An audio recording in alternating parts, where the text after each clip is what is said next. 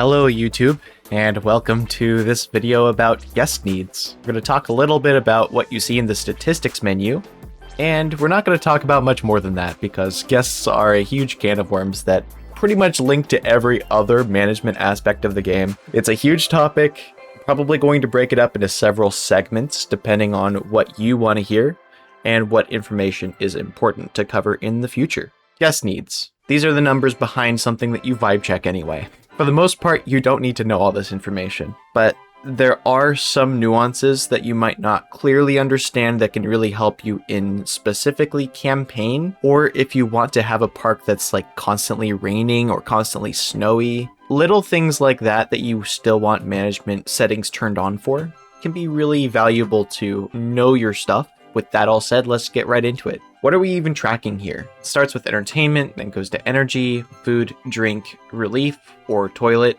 I prefer relief, but we'll call it what we want to. Panic, nausea, gift or luxury desire. I believe this is called Souvenir in-game. Warmth, dryness, and sunblock. It used to just be 10, but now it's 11 with warmth added. Anytime 2 of these needs gets critically low, guests will leave the park. That's important to understand. So if you're watching a guest walk towards your park exit and they have a status that says leaving park, it'll sometimes give a reason like multiple needs not met. You check what those needs are, and then you can troubleshoot the problem for future guest groups. Quick facts before we really get into it. I found that guests generate with a mixture of randomized values starting in the green zone and above 55%. Guests that come into the park don't automatically have 100% everything. This is randomized between each guest and each guest group. However, all guests from a group share the same statistics except for warmth, sun cream, and dryness. This can be observed if you're not selling umbrellas directly to guests. During rainstorms, some guests from the same group will have umbrellas while others won't. So this distinguishment is kind of important. Sun cream, same deal. If the guest group is at a water park, they won't necessarily be grouped together.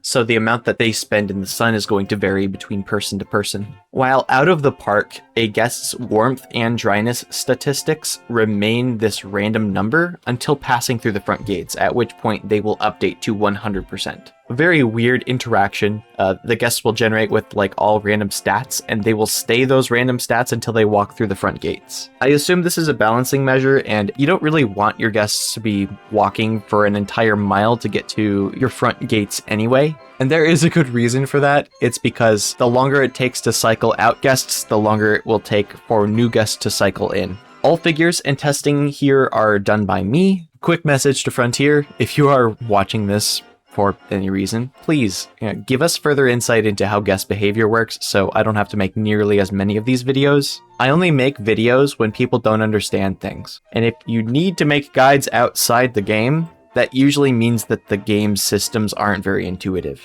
But that's why you're here, so let me fill you in. Higher percent of a statistic is a positive outcome, and a lower percent is a negative outcome, regardless of the stat that we're talking about. As long as you understand those things, we can go with a good basis and talk about the first thing on this list, which is entertainment. Entertainment is a measure of guests' boredom. Basically, if you keep them entertained, they won't leave your park.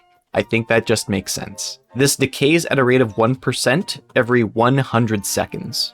And typically it fares worse with sprawling parks and with poor or low scenery rating along paths or otherwise. If you're having trouble with entertainment, there's a good chance your park just sucks. Give your guests something more to do, and entertainment really shouldn't be a problem for you. Energy. Guests need to sit down, and rides do not count towards this. It decays at a rate of 1% every 40 seconds. Picnic tables, benches, and sun loungers refresh this statistic, so it's all pretty easy to take care of. Guests will sit on benches for about 5 or 6 seconds before getting back up and going about their business. In sun loungers, they can spend way longer, and usually it's dependent on how long the group wants to be there for, so it's not for a set duration. In my experience, anyway. Running rapidly depletes energy at a rate of about 4% per second. This is most notable if you have crime and security turned on, because guests that are pickpocketing others will run from security. If your security guards do not have enough energy to catch up with the perpetrators, they will just get away with it. Food. We love food. Food decays at a rate of 1% every 67 seconds. I want no comments about that. It is refilled at restaurants and food shops. Be on the lookout for ingredient intolerances, because not all guests have the same tolerances. This includes meat, gluten, dairy, egg, plants, seafood, nuts, sugar, rice, fish, shellfish, spice, fruit, and legumes. I don't even know what that last one is. But that is 14 in total. And any guest can generate with 3 of these randomized. Overall, you want a variety in food options because it rounds out a park pretty nicely. If you place all of the shops at various points throughout your park, it'll cover all of these restrictions, but it's probably better if I have opinions. Guests can generate with multiple restrictions at once, so covering multiple bases with brands or a diverse and tailored restaurant dish can be a way to handle this problem.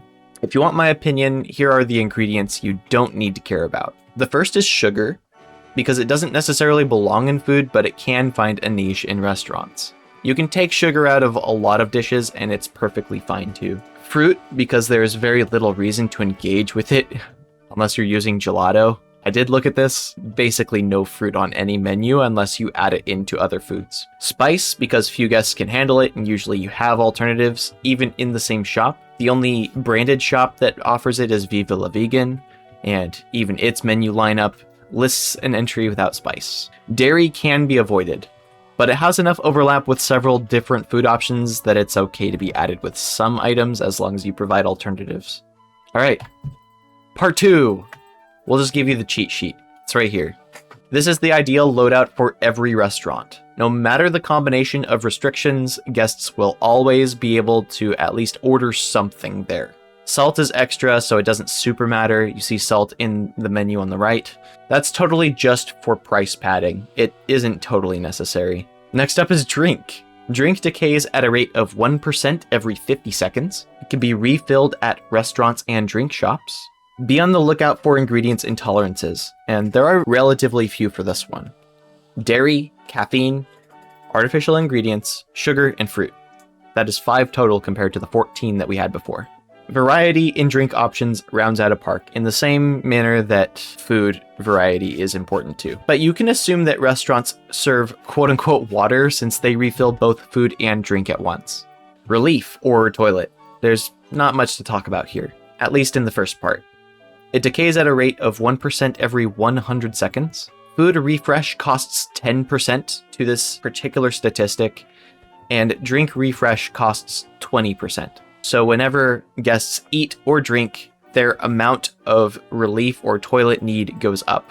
I don't want to make this video about guest statistics all about facilities too, but it's relevant enough that I should talk about this. Toilet blocks shift guests through very quickly, but require cleaning. The cleanliness level ticks down by 1% for each guest group which passes through it.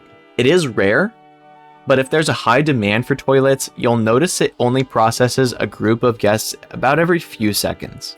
The importance is more about having nearby availability than density, but having multiple blocks has no additional consistent cost on account of there not being energy involved.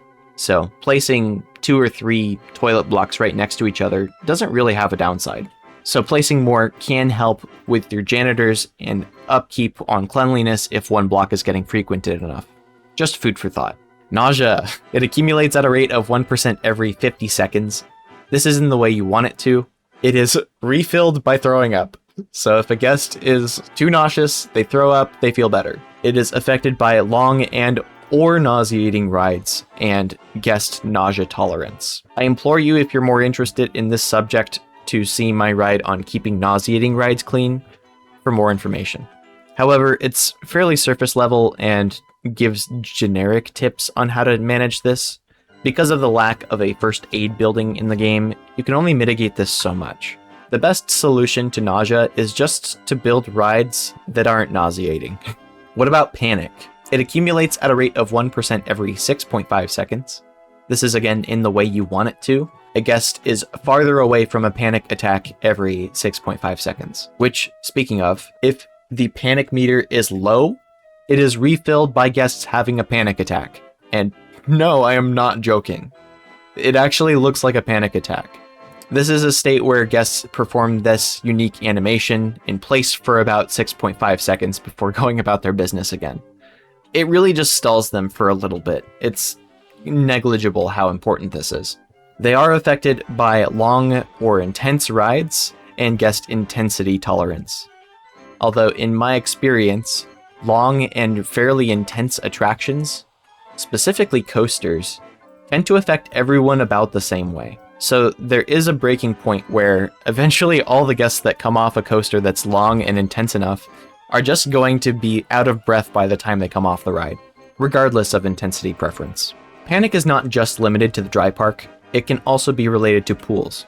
When guests are swimming outside of a lifeguard's safety coverage radius, guests' panic meter will decay at a rate of 1% every 2.5 seconds, which is pretty rapid. Lifeguards on duty prevent panic decay. Guests panicking from swimming will flail in place for about 10 seconds, and if this check is failed twice and the guest is not helped by a lifeguard, they will leave the park, I believe alongside their group. So you want to take care of making sure that you have the correct amount of lifeguard coverage. Your guests will be perfectly happy. At the very least, it makes the most sense to put lifeguards in areas where the water is stagnant or not a lazy river, or at least sporadically put your lifeguards around lazy rivers so that the coverage is mixed, but your guests are not going to panic by long stretches of unsafe waters. Next up is the gift or luxury or souvenir statistic, whatever you want to call it. It decays at a rate of 1% every 100 seconds, and it can be refilled at modular and branded gift shops. It really is negligible for anything besides the quote-unquote two needs met clause, as I said at the beginning. So if guests have two critical needs for something, they will consider leaving the park substantially. Although in my personal experience, I've not seen this become much of a problem. Modular gift shops are better for optics, while the brands are more efficient. Guests don't have a preference in gift. They just buy whatever is at the park. That makes dealing with this statistic pretty elementary. Warmth. Warmth is exclusive to snow. It has a 1% decay every 15 seconds when exposed to snowy weather, and a rapid refresh happens either when the guests come under cover or near heaters.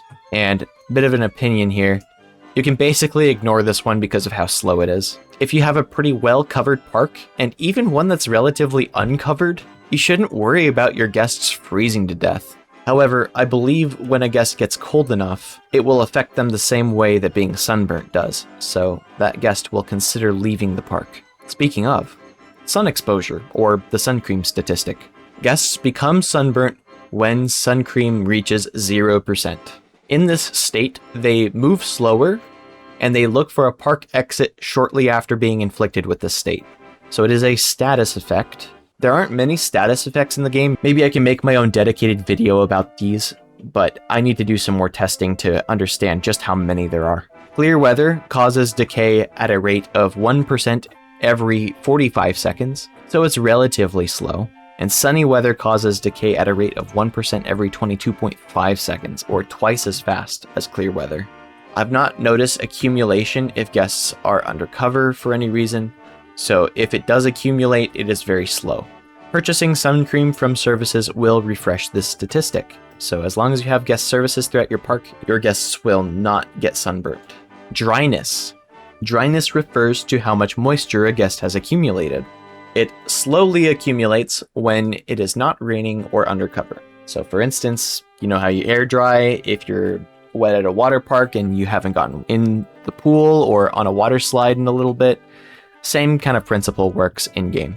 Heavy rain and thunderstorms tick down 1% every 5 seconds, which is very fast. You will want heavy cover to make sure that your guests don't get wet like this. An important footnote here. Pools, water coasters, and flumes of any type do not count towards this statistic. This means that the only way guests will ever get wet is from weather. This does not talk about the wet status effect. However, I have never noticed guests using a body dryer after getting into a pool, or at least if it happens, it is so rare that I can be entirely negligent of this type of thing happening. But it does make sense to have body dryers in parks that are going to rain often, or if you want a park to have rain constantly happening for the aesthetic. And that's it, we made it through all 11. Here are my final thoughts. Guests are pretty easy to take care of if you know your stuff already. The most tricky bits of information pertain to body dryers, food and drink, and sun cream. But once you understand these things, troubleshooting it is no real problem, and you can focus less on babysitting your guests and more on your park format and creativity. That's it. Hopefully this information helps you. Ask away in the comments if you're still confused about something or you want a proper breakdown of a similar subject. And with that all said, thank you for watching. Have a good one. That's an order. Follow Wicked Soldier.